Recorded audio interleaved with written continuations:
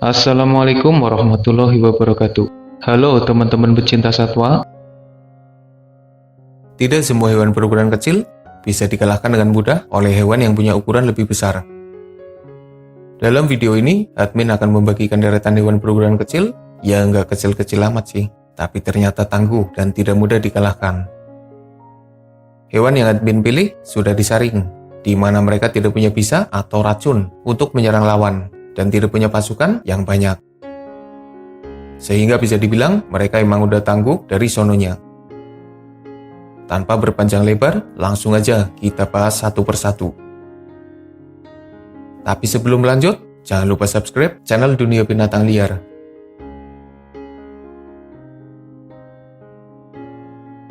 Sampai sekarang, admin masih mencari bukti di mana terenggiling dimangsa oleh singa, harimau, macan tutul, dan pemangsa lain yang lebih besar, lebih kuat, dan lebih puas. Tapi sejauh ini, admin belum menemukan buktinya. Paling video singa yang akhirnya menyerah setelah gagal menembus pertahanan terenggiling yang keras. Jadi si pangolin ini punya sisik yang keras dan kuat. Bahkan menurut laman Bobo, sisik terenggiling bisa menahan tembakan peluru. Emang sisiknya dari baja ya? Sebenarnya sisik terenggiling terbentuk dari zat keratin. Zat serupa yang membentuk rambut dan kuku di tubuh manusia. Lalu kenapa sisik terenggiling bisa keras banget? Takdir Tuhan. Meskipun tangguh dan sulit untuk dimangsa, tapi toh nyatanya populasi terenggiling terbilang kritis dan hampir punah. Penyebabnya tidak lain dan tidak bukan adalah karena perburuan yang dilakukan oleh beberapa manusia. Jadi katanya sisik terenggiling itu mahal banget. Digunakan sebagai obat tradisional. Nggak tahulah, kayak nggak ada obat lain aja, pakai mengorbankan terenggiling yang populasinya terancam punah. Sebagai tambahan informasi, terenggiling hidup di wilayah tropis, di kawasan Afrika dan Asia. Mereka adalah pemakan semut dan rayap. Terenggiling agak mirip seperti armadillo yang ada di Amerika sono. Masih saudara kali ya?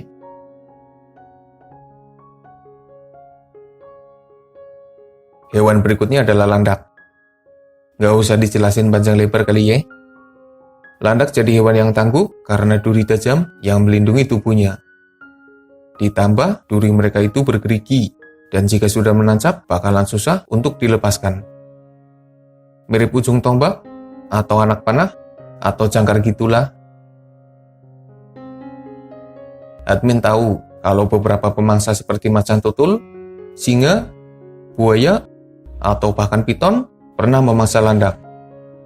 Tapi resikonya mengerikan. Perutnya emang gak keroncongan lagi, tapi duri yang nancap bakalan jadi masalah baru.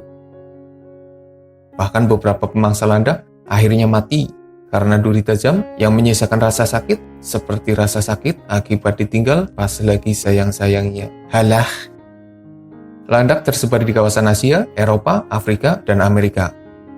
Landak Amerika dikenal sebagai landak dunia baru, di mana durinya terlihat lebih kecil dan mereka juga ahli dalam memanjat pohon. Sementara yang tinggal di Asia, Eropa, dan Afrika adalah landak dunia lama, di mana durinya lebih besar dan panjang, serta tidak bisa memanjat pohon.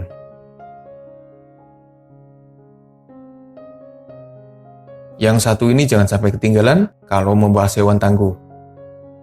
Soal mental, jangan ditanya lagi lah. Honey Badger udah dinobatkan sebagai hewan paling berani oleh Guinness World Record. Tidak punya bisa, tapi tahan terhadap bisa. Tidak punya perisai, tapi bulunya keras dan kulitnya kasar. Tidak berukuran besar, tapi bisa membuat hewan berukuran besar memilih untuk mundur jika berhadapan dengan mereka. Ini urusan mental kisanak. Kalah menang urusan belakangan. Kalau ada yang nantangin, pokoknya maju, lawan.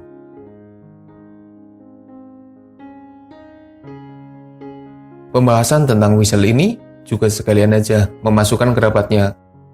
Entah itu marten, stout, ferret, mink, dan sejenisnya. Anggota keluarga Mustelidae emang pada greget ya bun. Tubuh mereka emang kecil, kadang mirip tupai. Tapi kelakuannya lumayan barbar. Mereka ini greget banget kalau berburu mangsa. Bukannya mengincar mangsa yang kecil aja, ngincernya malah mangsa besar yang ukurannya bisa berkali-kali lipat lebih besar dari tubuhnya sendiri. Soal ketangguhannya, Weasel udah teruji pokoknya lah. Mereka pernah terlihat memburu kelinci besar, burung laut, dan berbagai mangsa besar dan berbahaya. Modal mereka adalah kelincahan dan gigitannya. Terus mentalnya yang pantang menyerah. Kecil ukurannya, tapi besar omongannya. Kemampuannya. Mongos atau garangan? Ya elah, garangan. Tapi bener loh, coba aja kalian ketik mongos di Google. Nongolnya garangan dong, admin gak salah kok. Jadi si mongos ini tersebar di kawasan Asia, Eropa, dan Afrika. Ukurannya nggak terlalu besar, tapi soal ketangguhan jangan ditanya.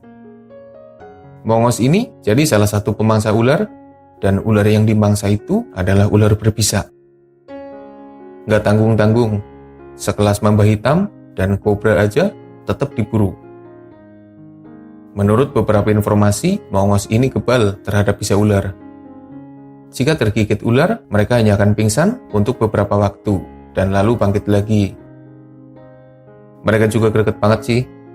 Pas ketemu singa aja berani ngelawan, dan ternyata serangan itu membuat singa mundur alon-alon.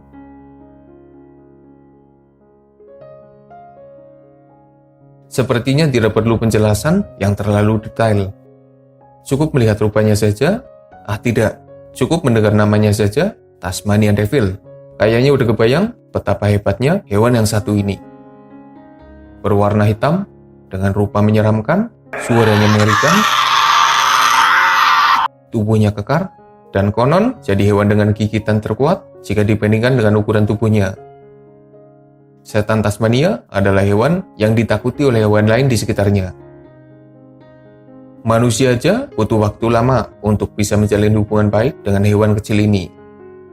Soalnya mereka puas banget, dan kalau merasa terganggu, bakalan marah dan menyerang dengan puas. Soal ketangguhan, jangan ditanya lagi deh. Cuma sayangnya, mereka punya penyakit bawaan, yaitu tumor wajah yang hampir saja menyebabkan populasinya punah. Untungnya masih ketolong sama beberapa manusia baik hati.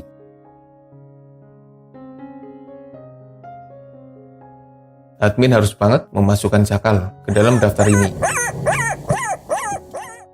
Mereka ini emang bertubuh kecil, tapi ternyata tangguh. Emang sih, cakal seakan gak mampu mengalahkan hewan besar, dan kadang jadi mangsa yang diburu oleh para pesaingnya. Tapi dengan kondisi habitatnya yang penuh persaingan, toh nyatanya para cakal masih bisa bertahan dan bisa mengimbangi para pesaingnya. Cakal sering nekat mendekati pesaing yang sedang makan, tanpa permisi ikut nimbrung makan, dan kadang iseng banget menggigit ekor pesaingnya. Nggak takut diserang kali ya?